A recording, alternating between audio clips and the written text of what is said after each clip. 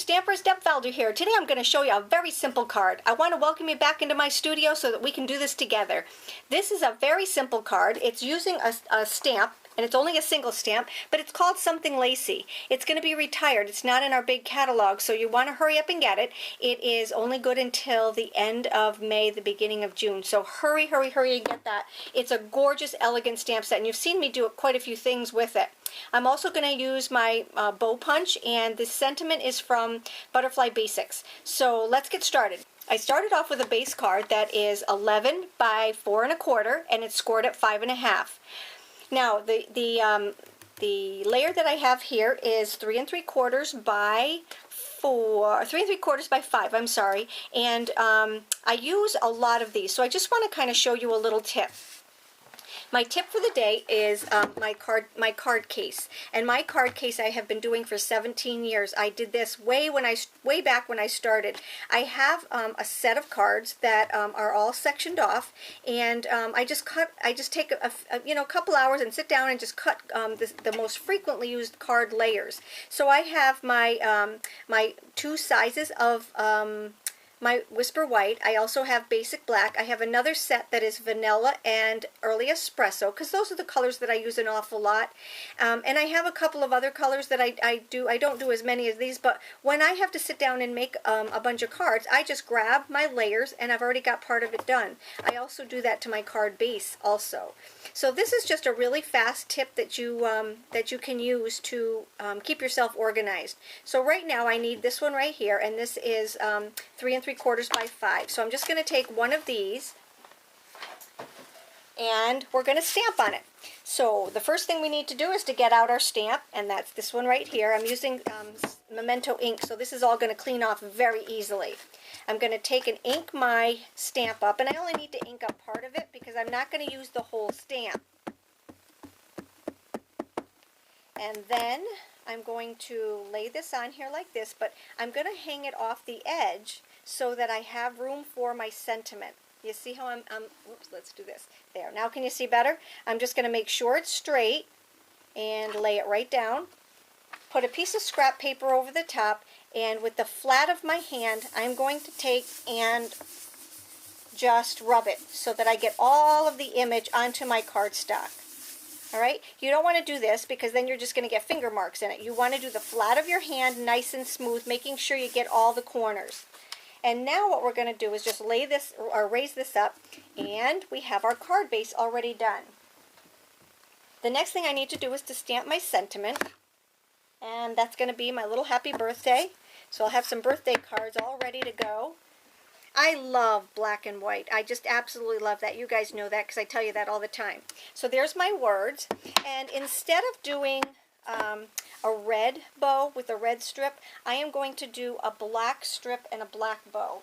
So let me just grab some paper here. I'm going to grab my trimmer because it is the best one that they've ever made. I'm going to just cut a quarter of a sheet or a quarter of a strip right here. And since I'm making a bunch of cards after I'm done making my video, I'm going to use a big long strip so that I can keep using it. And now what I need to do is to get out my silicone mat right here, because I need to put some adhesive on here. And I'm just going to cut it down a little bit. Whoops. I'm going to cut it down just a little bit. Add my adhesive to my strip. And the beauty of this silicone mat is that nothing gets onto your paper. If you're using your silicone mat, your grid sheets or whatever your table surface is will just stay nice and clean because you don't have you won't have glue all over it.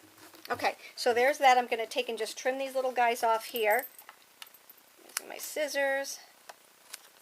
Alrighty, so we're almost done. Now this time, instead of using the red bow, I'm going to take and use a black bow because I love black and white. I just absolutely love it. So let's just take a couple of our pieces here. I always punch out a bunch of them. And I now need my bone folder. And I'm just going to start bone folding. And what this does is it gives me a little bit of curve, so it's easier to put these together.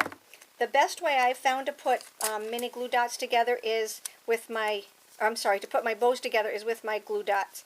So I'm just going to put one there, onto these little tails. You're going to put one on this and one, so one on the end and one right here in the middle.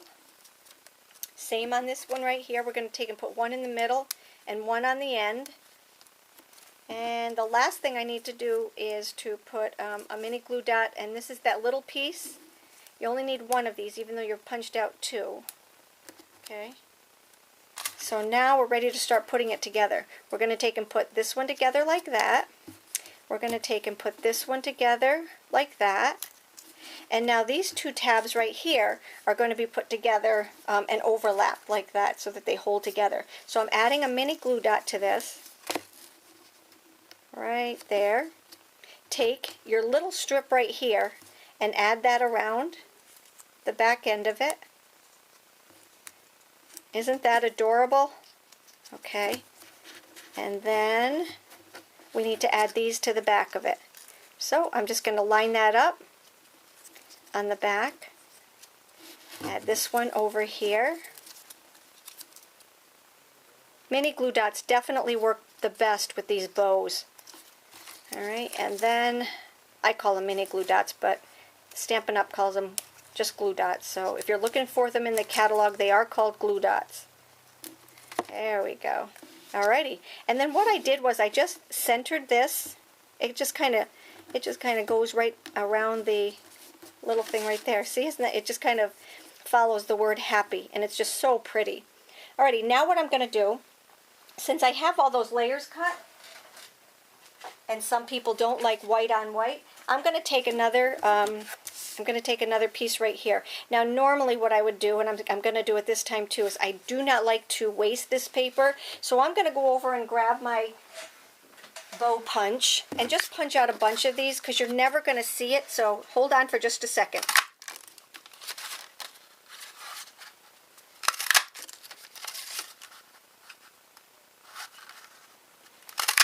There. Now I got 3 more bows out of it.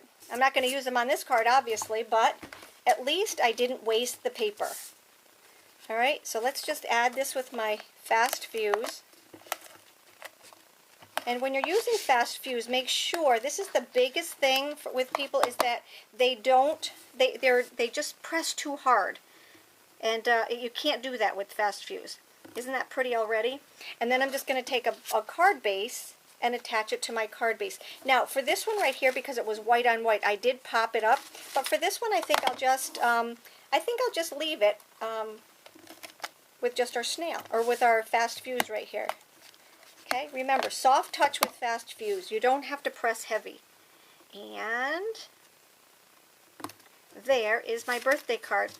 What do you think? Isn't that gorgeous? It wasn't that simple. Didn't take very long at all. I hope you enjoyed my post for today. Hop on over to my blog. There's some more inspiration over there. So take care. Have a great day, and I hope to see you soon.